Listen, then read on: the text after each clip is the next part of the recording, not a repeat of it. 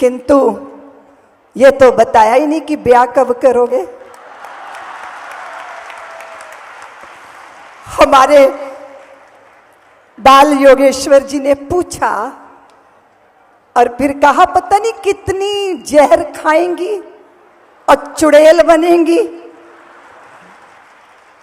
और यह भी निश्चित है कि कोई भी चुड़ैल हो या भूतनी हो, सबका कल्याण बागेश्वर सरकार ही करते हैं।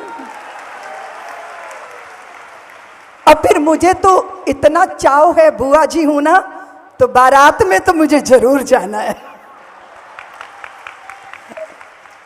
आप सब महापुरुषों की इस पवित्र छत्र छाया में बैठे, जैसे हमारे बागेश्वर धाम वाले महाराज श्री ने कहा कि कितना सुंदर मंच सजा है, कितना सुंदर वो दृश्य था जब देश के प्रधानमंत्री जी का उपवास तुड़ाने के लिए, पारण करने के लिए परम पूज्य गोविंद गिरी जी महाराज अपने हाथ से जब उनको चरणामृत पिलाया, सारा विश्व उस दृश्य को देख के धन्य हो गया। और सुनिए, जो न्यास के कोषाध्यक्ष हमारे महाराज श्री है ना, इतना धन बरसाया सनातनियों ने कि मंदिर के लिए मूल धन नहीं छूना पड़ा, उसके ब्याज से ही सारा मंदिर बन गया है। और महाराज श्री उस कोष के कोषाध्यक्ष। मैं सोचती हूं, संत महापुरुष एक व्यक्ति नहीं है धर्म प्रेमियों, वो व्यक्ति नहीं समष्टि है। एक एक महापुरुष एक व्यक्ति नहीं, वो संस्था है, वो धर्म का साक्षात स्वरूप है।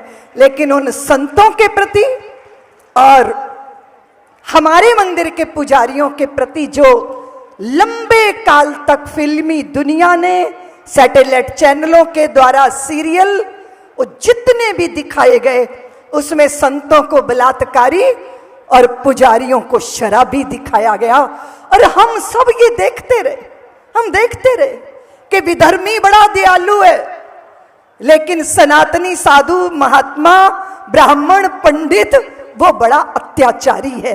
ये हमारी प्रज्ञा में बैठा, उसके कारण हृदय में अश्रद्धा आई। और अश्रद्धा आई अपने ही तीर्थ स्थानों, मंदिरों के प्रति, संस्थानों के प्रति हम संदेह से भर गए। ये षड्यंत्र था सनातन को कमजोर करने का। लेकिन जैसे हनुमानगढ़ी के महाराज श्री ने कहा कि ये भारत की वसुंधरा, इसकी कोख बड़ी उर्वरा है। जब देखा सनातन पे इतना बड़ा संकट, तो बुंदेलखंड के इस क्षेत्र ने ऐसे पुत्र को जन्म दे दिया जिसने पूरे विश्व के सनातनियों को एक कर दिया। और वैसे भी तो हम सब कहते हैं कि 100 दंडी एक बुंदेलखंडी, सब पे भारी पड़ जाता है। आपका ये भोलापन, आपकी ये सहजता, आपकी ये सरलता, मैं तो प्रणाम करने आई हूं इस धरा को, क्योंकि सनातनी तो कब्रों में पड़े मुर्दों को के आगे नाक रगड़ रहा था, पर आपने सारे सनातनियों को बागेश्वर धाम के चरणों में लाकर खड़ा कर दिया है। इसलिए सारा संत समाज आपका ऋणी रहेगा। हृदय व्याकुल होता था कि ये क्या हो गया, कामनाएं इच्छाएं पूरी करनी है, तुम मुर्दों को पूजोगे क्या? और ये भी नहीं पता कि उस मजार के अंदर गधा दबा है या घोड़ा दबा है, वहां मत्था टेक रहे हो। अरे जागो, चेतो, आओ। क्या तुम्हारे हनुमंत लाल में कोई कमी है? क्या तुम्हारे राम जी तुम्हारा काम नहीं कर सकते? क्या तुम्हारी भगवती दुर्गा, अरे देखो तो देखो, कोई कौन सी सवारी लिए, कोई कौन सी सवारी लिए है, पर तुम्हारी भगवती दुर्गा शेर की सवारी करती है और जो सिंह की सवारी करती है वो भस्मासुरों को भी भस्म करती है वो असुरों को भी नष्ट करती है और चित्त के अंदर जो असुरता है उसका भी निवारण करती है। इसलिए महिषासुर मर्दनी ही नहीं है, वो हमारे अंतर के विकारों का मर्दन करना जानती है। वो दुर्गा भगवती भगवान कृष्ण, और फिर सबसे बड़े बात बागेश्वर धाम वाली ऐसी अद्भुत सरकार के यहाँ मन के भूत भी भाग जाते हैं और जो आसपास विधर्मी रूपी भूत है वो भी चंपत हो जाते हैं। ऐसा जय जयकार। और मैंने देखा मेरे बहुत ही प्यारे, बहुत ही ब्रज की विभूति हैं वे हमारे ठाकुर, और उन्हीं के आत्मज हमारे इंद्रेश उपाध्याय ऐसी मीठी कथा कहते हैं कि हृदय मधुरता से भर जाता है। अब इस मंच को देखिए, छोटी छावनी के पीठाधीश्वर यहाँ विराजमान है। महाराज श्री नृत्य गोपाल दास जी, बड़े महाराज श्री, शुरू से लेकर राम जन्मभूमि के आंदोलन में परमहंस जी महाराज, बड़ी छावनी के महाराज, और हमारे सुनाम धन्य योगी जी के गुरुदेव अवैधनाथ जी महाराज, पूज्य गोविंद गिरी जी महाराज, और मेरे गुरुदेव युग पुरुष स्वामी परमानंद जी महाराज, माननीय श्री अशोक सिंगल जी, आचार्य गिरिराज किशोर जी, जाने कितने कितने संतों ने संकल्प लिया था बुंदेलखंड के बंधुओं के कंकर कंकर कोटि कोटि हिंदू जन का हम ज्वार उठाकर मानेंगे, सौगंध राम की खाते हैं हम मंदिर वही बनाएंगे। कंकर कंकर शंकर इसका प्राण प्राण में गीता है, जीवन की धड़कन रामायण पग पग पर बनी पुनीता है। यदि राम नहीं है श्वासों में तो जीवन का घट रीता है। नरनाहर श्री पुरुषोत्तम का हम मंदिर भव्य बनाएंगे, सौगंध राम की कहते हैं हम मंदिर वही बनाएंगे। ये सनातनियों का संकल्प, और याद रखना सनातनियों, जिस संकल्प के आगे कोई विकल्प नहीं होता वो संकल्प सिद्धि के द्वार पर खड़ा कर देता है। जब यहाँ छोटी सी एक फिल्म दिखाई गई तो बागेश्वर वाले हमारे धीरेन्द्र कृष्ण जी की आंखों से अश्रु की धारा बह रही थी। सनातनियों का संत जो होता है ना, उसके हृदय में करुणा होती है और उसके आचरण में क्रांति होती है, और जब क्रांति और करुणा का मिलन हो जाता है तो युग परिवर्तित हो जाता है। हम हिंदू राष्ट्र की कल्पना करते हैं। हिंदू राष्ट्र की कल्पना को साकार करने के लिए क्या चाहिए सनातनियों, क्या चाहिए? तुम सबके बीच में एकात्मता, एकता। हम यदि आपस में बट जाएंगे, हिंदू चेतना के बिंदु धुंध लाएंगे। वाल्मीकि सीता को कैसे निभाएंगे, राम शबरी के बेर कैसे खाएंगे। हरिजन सवर्ण पिछड़ों के ये नाते, इन्हें तोड़ने की जो साजिश रचाते, उन्हें हम धूल में मिला के रहेंगे। हम हिंदू राष्ट्र बना के रहेंगे। अपनी दुर्बलता का त्याग करना है। आंखें भीग गई। शायद ही कोई इस मंडप, विशाल मंडप का कोई व्यक्ति या कोई भगनी होगी जिसकी आंखें ना भीगी होंगी। वे जो दिव्यांग हैं, वे जो दरिद्रता से लड़ रहे हैं, वे जो असहाय हैं, जिनके सर पे छत नहीं है, जिनको पुत्री तो पैदा हो गई पर उसको पढ़ाने की भी सामर्थ्य नहीं है, फिर क्या होता है? बेटियां बोझ लगने लगती हैं। मैं रितंभरा से दीदी मां क्यों बनी आप सब जानते हो। मैंने एक कचरे की पेटी में एक क्रंदन सुना था। मैंने पूछा तुम कौन हो, क्यों रो रहे हो? उसने कहा दीदी मां मैं कन्या भ्रूण हूं। मेरी मां ने मुझे कोख से नोच के कचरे की पेटी में फेंक दिया। अगर मेरी मां मुझे जन्म देती तो मैं कल्पना बनकर आसमान में छा जाती, लता बनकर संगीत की दुनिया में अमर हो जाती। मेरी मां मुझे जन्म देती तो मैं देशद्रोहियों के सीने पर पैर रख के मां भारती की आरती उतार लेती, पर मेरी मां ने मुझे जन्म लेने का अधिकार नहीं दिया। तुम कुछ करोगी? मैंने कहा मैं करूंगी। मैं साध्वी ऋतंभरा से दीदी मां बनूंगी और गली गली गांव गांव जाकर कहूंगी कि पुत्र और पुत्रियों में भेद मत करो।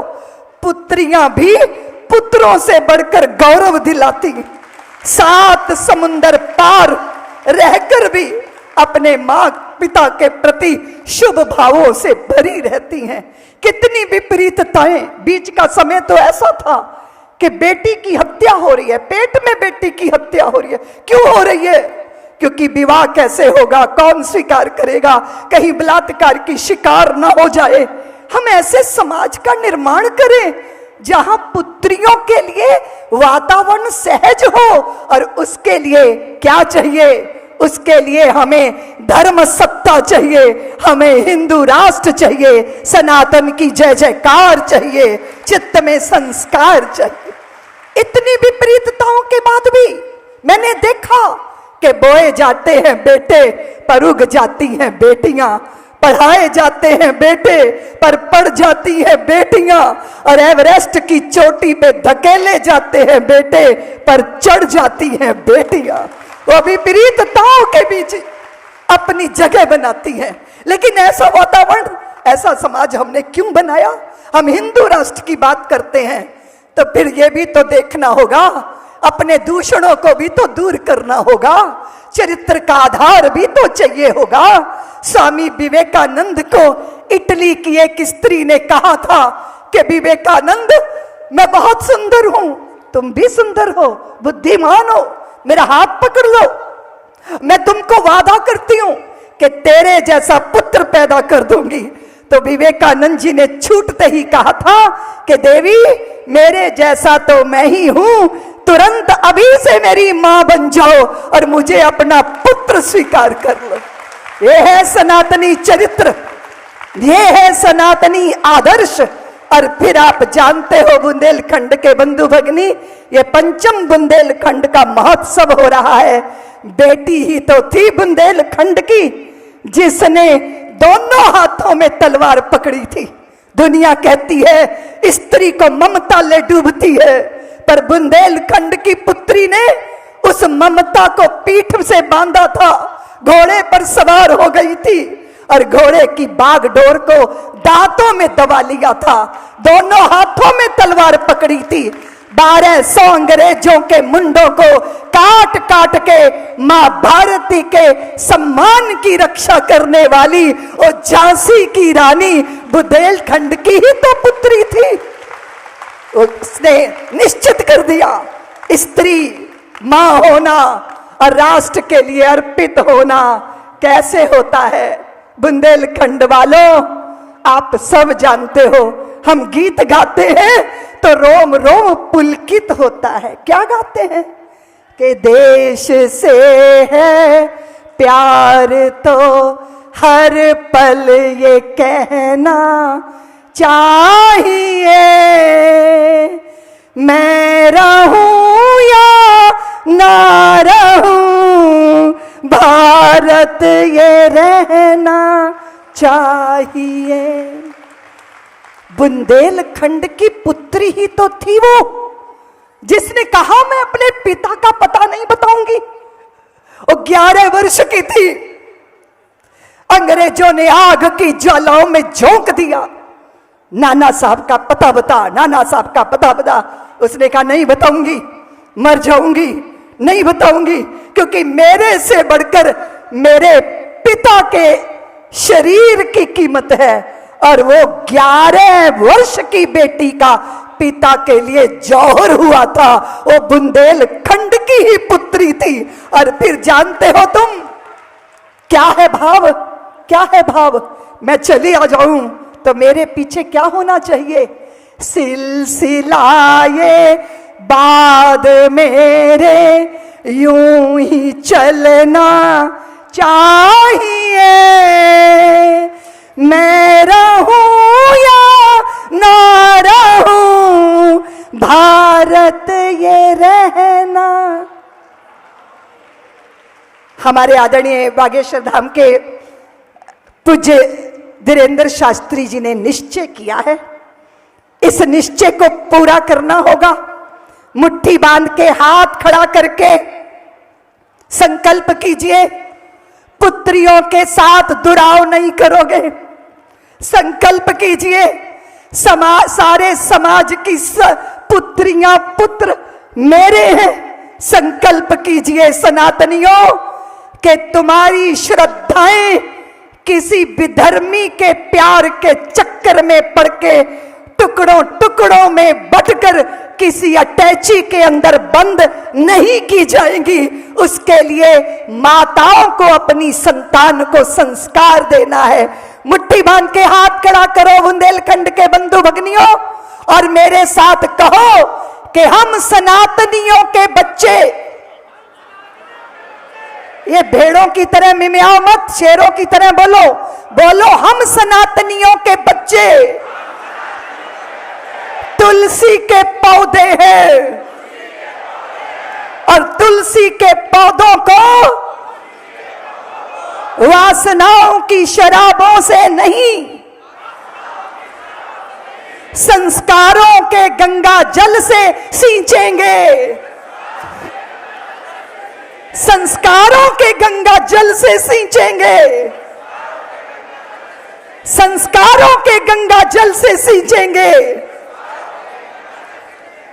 मैं धीरेन्द्र शास्त्री जी की करुणा को प्रणाम करती हूं। पुत्रियों का विवाह कर रहे हैं। जब आ रही थी तो बाइक लाइन में लगी हुई थी। कितनी कितनी तरह की इच्छाएं रहती हैं संतानों की, मुझे ये मिलेगा, मुझे ये मिलेगा। सामूहिक विवाह में पुत्री राजकुमारी स्वयं को समझ नहीं पाती, लेकिन जब बागेश्वर धाम सरकार की शरण में पुत्रियों का विवाह हो रहा है तो मेरी एक एक बेटी किसी राजकुमारी से कम गौरव और गरिमा के साथ विदा नहीं हो रही। मैं उनके इस सत संकल्प को प्रणाम करती हुई अपनी वाणी को विराम देती हूं। और याद रखिएगा, सीख सुनहरी पुरखों की रखना हरदम याद, किया वक्त बर्बाद जिन्होंने हुए वही बर्बाद।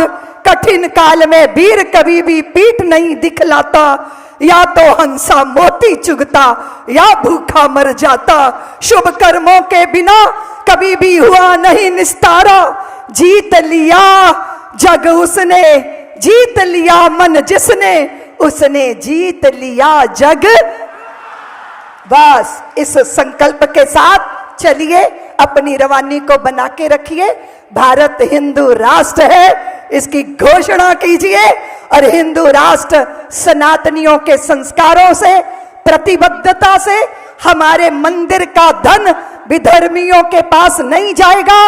वो शिक्षा के लिए, वो चिकित्सा के लिए, और मंदिरों के निर्माण के लिए, और सनातन के धर्म प्रचार के लिए लगेगा। इस संकल्प के साथ मुट्ठी बांध के हाथ खड़ा कीजिए। बोलिए बागेश्वर धाम की, अखंड भारत की, हिंदू राष्ट्र की, हमारे राम लला की, आज के आनंद की। जय भारत, जय बागेश्वर। पूज्य दीदी माँ जब तक अपने आसन पर बैठे आपकी तालियां बजती रहनी चाहिए। हम उन्हें इस संत सभा में मंदिर का कलश कह रहे थे, और वो यूं ही नहीं कह रहे थे। वे भारत की सच्ची बेटी, सनातन की सच्ची वीरांगना है। माँ भगवती की कृपा उनके कंठ पर है। जब वो कुछ कहती हैं तो एक चित्र, एक फिल्मांकन आपकी आंखों के सामने चलता है, और वो आपको उस यात्रा में ले जाती हैं। उनके आह्वान पर ये देश आगे बढ़ता है। पूज्य दीदी माँ के संबोधन से ये संत सभा बहुत ही स्मरणीय हुई, और अब मंदिर के कलश के साथ ध्वज लगाने की बारी है। हमारे समक्ष महाराष्ट्र की पुण्य भूमि से बुंदेलखंड की इस धरा पर अपनी अपार कृपा बरसाने के लिए अनंत श्री विभूषित पूज्य गोविंद गिरी जी महाराज पधारे हैं। उनके संबोधन, वो अध्यक्षीय संबोधन है, इस संत सभा के वो अध्यक्ष हैं। उनके संबोधन के साथ ये संत सभा विराम करेगी। मैं आदर के साथ उन्हें आमंत्रित करता हूं। इस संत सभा को उनका संबोधन मिलेगा तो ये सफल हो जाएगी। आप करतल ध्वनि से उनका अभिनंदन कीजिए, स्वागत कीजिए।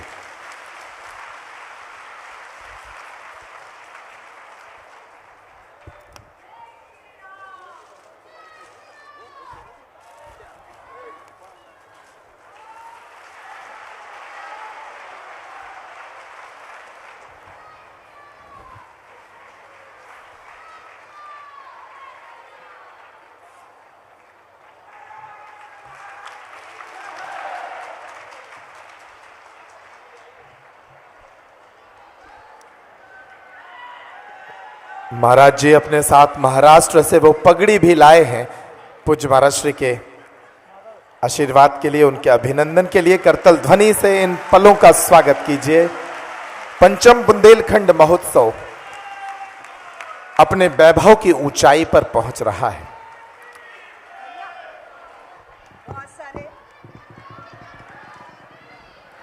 बहुत सारे बेटे बेटियां मुझे कह रहे थे कि दीदी माँ हमको बागेश्वर धाम वालों के दर्शन करा दो। तो हमने कहा करा देंगे।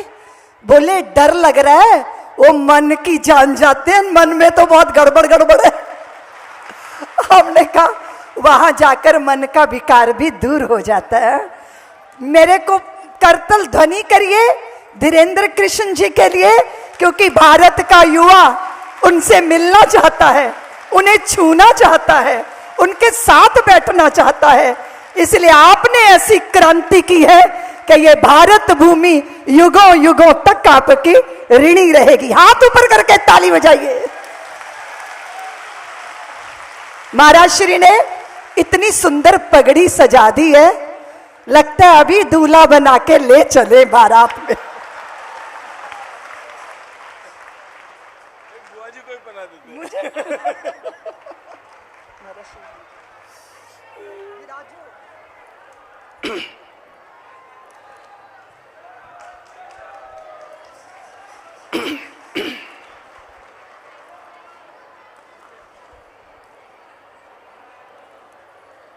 वर्णानाम अर्थसंघानाम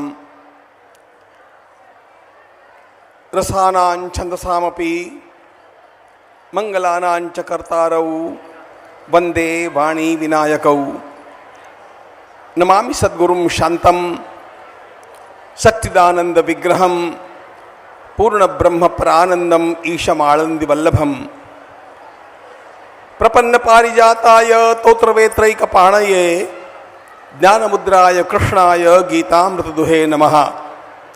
माधुर्य रसकल्लोलां शिवशक्त्यैकरूपिणीं अमृतानुभवार्थाय वंदे ज्ञानेशनंदिनीं।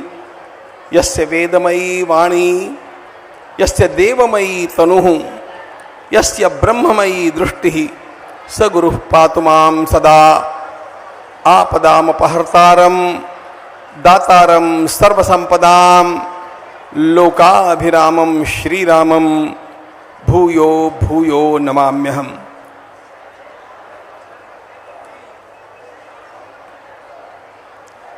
आज मैं अपने आप को अत्यंत धन्य मानता हूं कि इस बुंदेलखंड की पावन धरती को प्रणाम करने के लिए मैं यहां पर पहुंच गया। इस धरती ने जिस क्रांति की ज्वाला को प्रज्वलित किया है, वह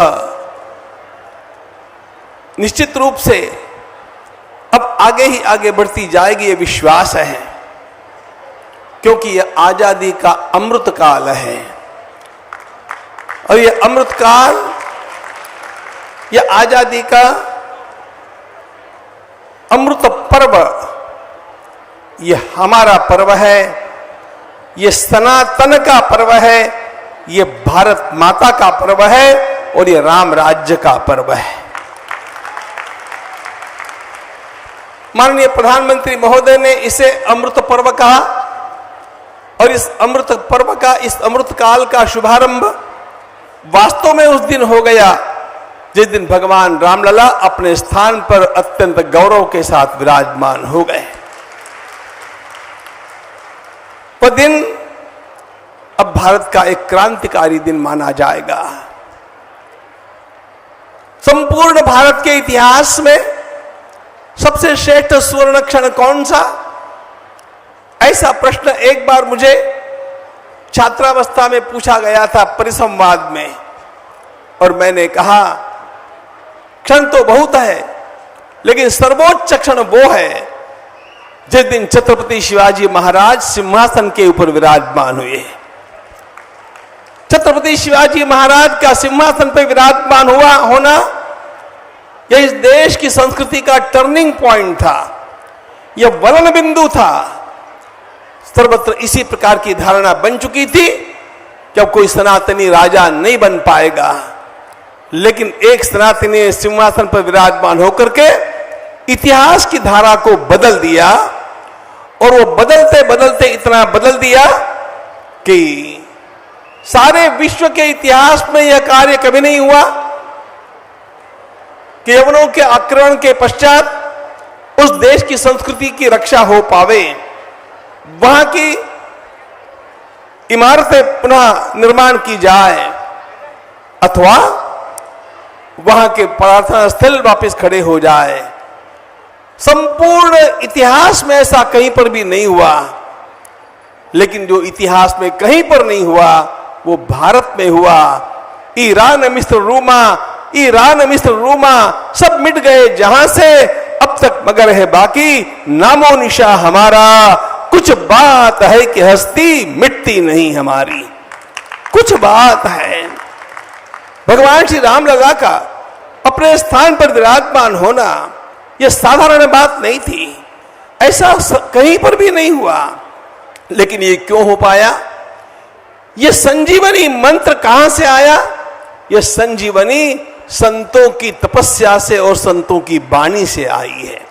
इस देश की रक्षा बाहर से वीरों ने अपने शस्त्र से की, संतों ने अपनी तपस्या से की। शताब्दियों का घोर अंधेरा था। इन शताब्दियों के घोर अंधेरे में सब कुछ नष्ट होने की कगार पर था। लेकिन ऐसी अवस्था में भी हमारे गोस्वामी तुलसीदास जी महाराज राम कथा लिखते रहे। सूर सागर गाता जाया गया। महाराष्ट्र के संतों ने एक लंबी परंपरा इस प्रकार की निर्माण कर दी।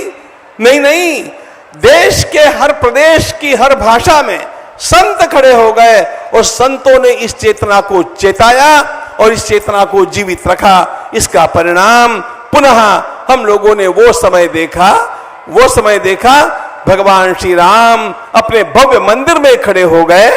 इतना ही नहीं, सोचा नहीं था, किसने सोचा था? कितनी पीढ़ियां चली गई, शताब्दियां बीत गई, लेकिन किसी को लगा नहीं था कि ऐसा फिर हो सकेगा। हमारी पीढ़ी धन्य है जिस पीढ़ी ने भगवान श्री राम के उस भव्य दिव्य मंदिर को खड़े होते हुए देखा और भगवान श्री राम को विराजमान होते हुए देखा। हम वो धन्य पीढ़ी है जिसने 370 को हटते हुए देखा।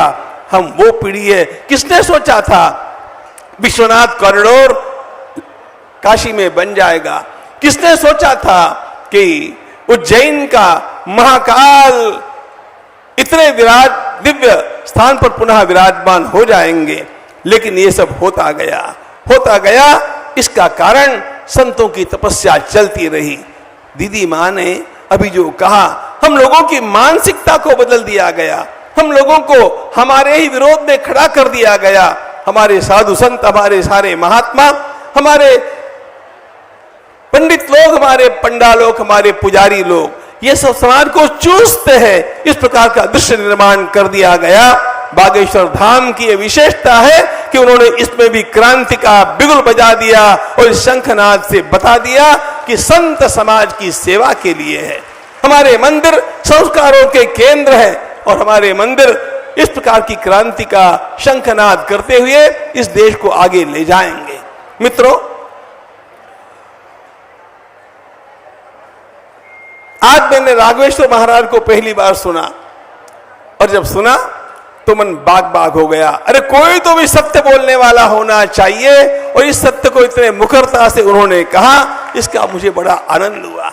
और इस सत्य को हमारे अत्यंत प्रिय धीरज शास्त्री भगवान बागेश्वर धाम की कृपा से जिस प्रकार से मुखरित करते जा रहे हैं, वह मुखरित करना वास्तव में मेरी तो धारणा है मित्रों, वे स्वयं नहीं बोल रहे हैं, यह नियति का कार्य है। भगवान उनके मुख से बुला रहा है जो आगे जाकर के होना है, पक्का होना है। एक बार एक महान संत से मेरा मिलना हुआ। मैंने उनसे पूछा कि 5 घंटे में वो इतना बड़ा ढांचा कैसे गिर गया, समाप्त हो गया, ये किसकी शक्ति थी? उन्होंने कहा, महाराज एक सत्य बात बताता हूं, यह किसी व्यक्ति की शक्ति नहीं थी, हनुमान जी महाराज वहां पर खड़े होकर के इस काम को करवा रहे थे। हनुमान जी महाराज ने उस ढांचे को समाप्त करवाया। हनुमान जी महाराज की वह शक्ति, बुद्धिर्बलम यशो धैर्यम निर्भयत्वम अरोगता अजाड्यम वाक्स्फुरत्वंच हनुमत स्मरणात् भवेत्। जहां हनुमान जी का नित्य स्मरण होता है वहां अपने आप बुद्धि को प्रेरणा मिलती है, बलवान बना जाता है, आरोग्यवान हुआ जाता है, सारे संकट टल जाते हैं और मनुष्य निरंतर विजय की ओर आगे बढ़ता जाता है। वे श्री हनुमान जी महाराज, वे बागेश्वर के श्री हनुमान जी महाराज अब उठ करके उस चेतना को जगाने के लिए हमारे पंडित धीरज जी को सर्वत्र भेज रहे हैं, धीरेन्द्र शास्त्री जी को भेज रहे हैं और उस दिव्य चेतना की जागृति कर रहे हैं। मित्रों, इस चेतना की जागृति में इस एक बात की अत्यंत बड़ी आवश्यकता है। बहुत कहा गया, तीनों प्रश्न मेरे ध्यान में है। हिंदू मंदिरों की संपत्ति दुरुपयोग करने के लिए कैसे दी जाती है? केवल हिंदुओं के ऊपर यह अत्याचार कैसे हो रहा है मंदिरों के ऊपर? एक बात, हिंदुत्व को समरसता के मार्ग से कैसे खड़ा किया जाना चाहिए, यह दूसरी बात। और पुनः भारत माता को गौरव के स्थान पर कैसे विराजमान करना चाहिए, यह तीसरी बात। प्रश्न अनेक है, उत्तर एक है। ध्यान में रखना, प्रश्न अनेक है, उत्तर केवल एक है और वह उत्तर यह है कि आप लोगों को जागृत रहना होगा, हमें अपने धर्म का पालन करना होगा। महाभारत का रोज चिंतन करता हूं और इसलिए सर्वे धर्मा राजधर्म प्रधानाः, सर्वे धर्मा राजधर्म प्रधानाः। और इसलिए हम लोगों को अब एक निश्चय करना चाहिए, इन तीनों समस्याओं का समाधान यदि आप लोग प्राप्त करना चाहते हैं तो एक नारा आपका होना चाहिए, तीसरी बार 400 पार। तीसरी बार इस तीसरी पाली में 400 को पार जब करेंगे तभी जाकर के ये होने वाला है, नहीं तो ये होने वाला नहीं है। और इसलिए अपने धर्म का पालन करना हमारा कर्तव्य। धर्म क्या होता है? महाभारत में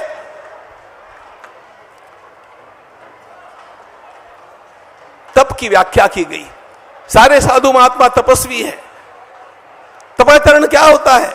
तपस्वधर्मवर्तित्वम, तपस्वधर्मवर्तित्वम, अपने धर्म का पालन करना, अपने कर्तव्य का पालन करना, यही तप है। हम अपने कर्तव्य का पालन करते हैं क्या?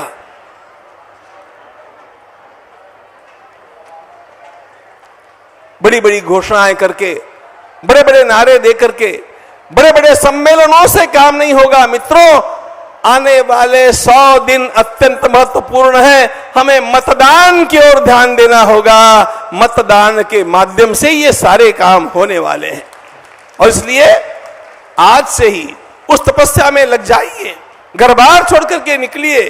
साधु संतों से मेरा आवाहन है कि यदि आपको धर्म को बचाना है तो आपको अपना सब कुछ भूल करके और पुनः धर्म की स्थापना दिल्ली के सिंहासन पर करनी पड़ेगी, तब जाकर के ये काम होगा। उसके बिना ये काम होने वाले है नहीं।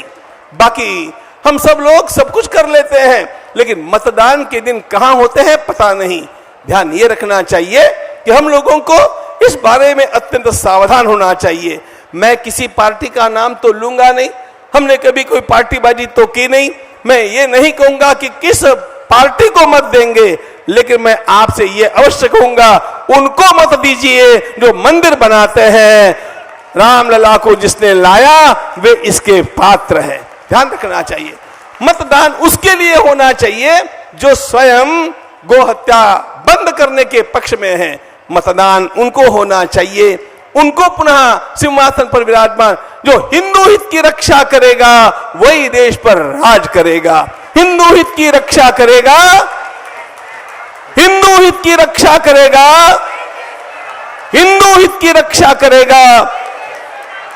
और यदि ये करना है तो इसके लिए आपको 100 दिनों की तपस्या करनी पड़ेगी और इससे सब कुछ छोड़ करके निकलना पड़ेगा। दीदी मां को तो बारात में जाने की बड़ी उत्सुकता है, लेकिन मैं कहना चाहूंगा कि आपको विवाह करना है कि नहीं करना है, ये प्रश्न जो कुछ भी होगा, मुझे इतना ही कहना है कि 2 महीने कुछ नहीं करना है, 2 महीने यही काम करना है, देश में घूमना है, अलग जगाना है, और अलग जगा करके तीसरी बार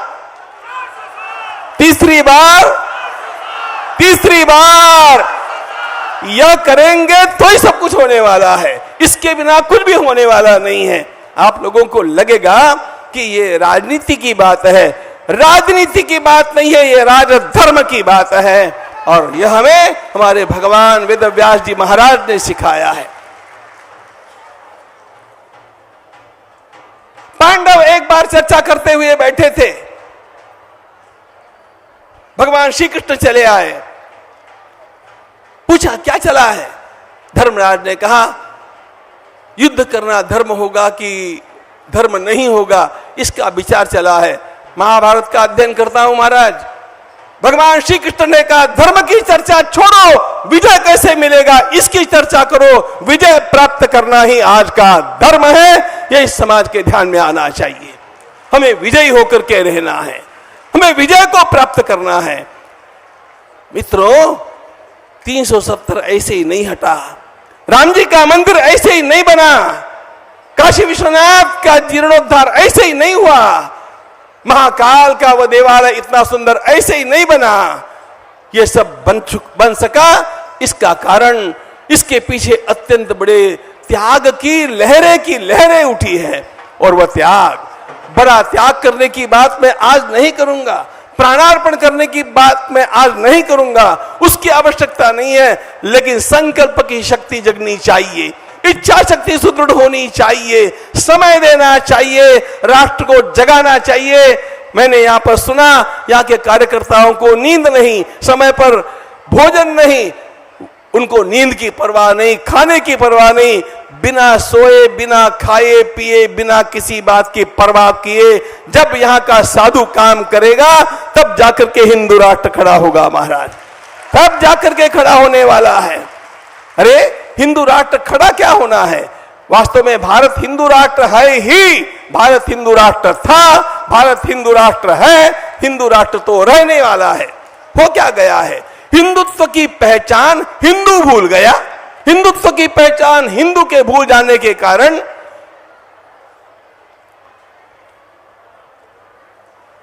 ये हिंदू राष्ट्र होने पर भी, अब मैं इस चिकित्सा में नहीं जाना चाहता, राज्य में और राष्ट्र में क्या अंतर है। हिंदू राष्ट्र भारत तो है ही, यहां का हिंदू बहुल क्षेत्र, हमारी परंपरा हिंदुत्व की, सनातन की, और यह भारत माता, तो मूल में यह हिंदू राष्ट्र तो है ही।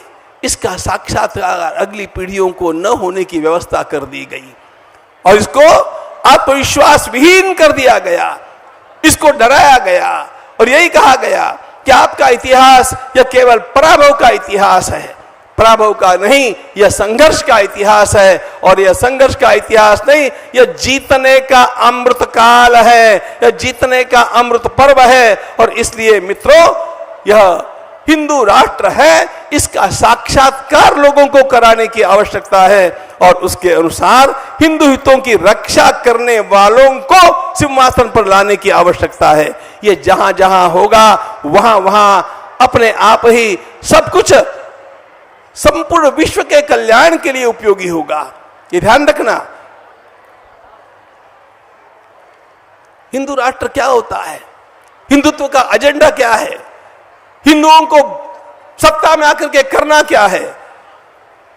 सर्वे भवन्तु सुखिनः, सर्वे सन्तु निरामयाः, सर्वे भद्राणि पश्यन्तु, मां कश्चित् दुःख भाग् भवेत्। कोई भी दुखी न रहे, कोई भी दुखी न रहे, सबको समान व्यवहार मिले, सबके साथ न्याय हो। यही तो सनातनत्व है, यही हमारे ऋषियों ने गाया है और इसीलिए वसुधैव कुटुंबकम का नारा उन्होंने दिया। लेकिन अत्यंत ऊंचा दर्शन भी, अत्यंत ऊंचा ज्ञान भी शक्ति विहीन होने पर कार्य नहीं कर सकता है और इसलिए इसके पीछे शक्ति खड़ी करने की आवश्यकता है। और आज शक्ति संख्या की शक्ति है, आज शक्ति आप लोगों के एकत्व की शक्ति है। आज की शक्ति वास्तव में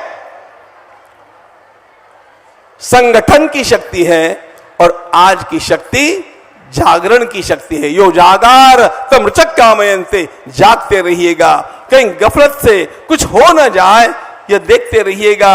जब जाकर के हम ये सब करेंगे तब जाकर के हमारे मंदिर मुक्त होंगे। Hindu money for Hindu cause एक सिंपल बात है, लेकिन हमें फंसाया गया, हम कानूनों से अनभिज्ञ रह गए। कैसे कैसे कानून इस समाज को धोखे में रखकर बना दिए गए, कैसे कैसे इस समाज के महापुरुषों को कुचल दिया गया। ये सारे षड्यंत्र चलते रहे और हम सोते रहे। अब सोना नहीं, जगना है, और जगाने के लिए हमारे बागेश्वर धाम के सरकार निरंतर काम कर रहे हैं, उनके साथ खड़ा रहना है। देश का हर संत आज उनके साथ इसलिए खड़ा है कि इस एक छोटी सी मूर्ति में, मैं मेरी भाषा में बोलूं, he is my magic boy.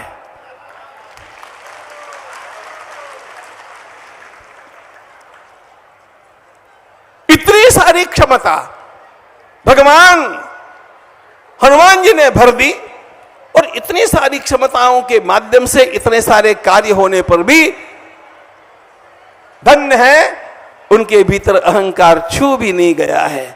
उनकी सरलता, उनकी सहजता, उनकी मिलनसारता, ये उनकी शक्ति का रहस्य है, ध्यान रखना। और इसलिए हम तो यही कहेंगे कि शास्त्री महाराज आगे बढ़ो, हम तुम्हारे। कौन कौन है भाई? शास्त्री महाराज आगे बढ़ो, हम तुम्हारे। देश का हर व्यक्ति उनके साथ है, और उनको साथ में रख करके आगे चलते हुए हम लोगों को वही दृश्य सर्वत्र निर्माण करने हैं जिस प्रकार की करुणा उनके अंतःकरण में भरी हुई है। और जैसे इन कन्याओं के विवाह आदि कार्य के माध्यम से वे, जैसा दीदी मां ने कहा, एक और करुणा का स्रोत बहा रहे हैं, दूसरी ओर क्रांति का शंखनाद कर रहे हैं। यही आवश्यकता है, यही आवश्यकता है, यही भारत के संत की पहचान है। और इसीलिए इस प्रकार की मशाल लेकर के आगे चलने वाले हमारे सरकार से यही कहेंगे, आप अकेले नहीं हैं। वे कहते हैं कि आप मेरे साथ रहिएगा। सारा भारत उनके साथ है, जो यहां आया वो भी उनके साथ है, जो यहां नहीं पहुंचा है वो भी उनके साथ है। यह प्रेरणा सर्वत्र पहुंची है। सावधान रह करके जब हम लोग इस प्रकार से काम करते रहेंगे मित्रों, बहुत दूर नहीं अयोध्या तो झांकी है। क्या? अयोध्या तो झांकी है, पीओ के भी बाकी है। हम लोगों को पीओ के तक जाना है। सिंधु के बिना हिंदू कैसे रह सकता है? कटा हुआ मस्तक कश्मीर का भारत माता का कैसे हो सकता है? और इसलिए हम लोगों को थमना नहीं है, हम चल पड़े हैं। बस एक बात का ध्यान रखिएगा, आपस में निंदा करना त्याग दीजिए। हमारे साधु संतों की निंदा सुनिए मत, करने वालों का मुंह तोड़ जवाब दीजिए। यह धर्म निंदा सुनने के लिए नहीं है। कोई मेरी व्यक्तिगत आलोचना करता है तो मैं सुन लूं। स्वामी विवेकानंद महाराज संत थे, साधु थे, सच्चे सन्यासी थे, लेकिन जब किसी ने हिंदू धर्म की आलोचना करना चाहा तो उन्होंने कहा, एक तो मेरी ओर से समझ लो, नहीं तो उसका कुर्ता पकड़ लिया, उठा करके समुद्र में फेंक दूंगा, लेकिन मैं मेरे धर्म की निंदा नहीं सुन सकता हूं। इस प्रकार से उन्होंने कहा, तब जाकर के वो ठंडा हुआ। ध्यान रखना, हमारे सामने जो जो दुश्मन कभी कभी हम लोगों को दिखते हैं, हम तो किसी के दुश्मन हैं नहीं, लेकिन जो दुश्मन के रूप में आना चाहते हैं ना, वे केवल तब तक बलवान लगते हैं जब तक हम आंख उठाते नहीं। जब हम आंख उठाते हैं तो ये सारे गुंडे भाग जाते हैं। और इसलिए हमारी सहन शक्ति को हमारी दुर्बलता समझा गया, यह सद्गुण विकृति आई, वीर सावरकर जी ने कहा सद्गुण तो होने ही चाहिए, लेकिन किसी भी सद्गुण का अतिरेक कभी कभी विकृति हो जाता है, और इसलिए काटो मत लेकिन फुफकारते रहो। काटना, फुफकारो मत, काटो मत लेकिन फुफकारते रहो। ये फुफकारते रहना भी आवश्यक होता है, ये हुंकार दिखाना आवश्यक होता है। इस प्रकार का हुंकार आज पूरे राष्ट्र की चेतना में जग रहा है, और ये हुंकार एक ही बात कह रहा है, ये उथल पुथल उत्ताल लहर, ये उथल पुथल उत्ताल लहर पथ से न डिगाने पाएगी, पतवार चलाते जाएंगे, मंजिल आएगी आएगी, मंजिल आएगी आएगी। भारत माता की वंदे, बागेश्वर धाम की जय श्री राम, जय श्री राम।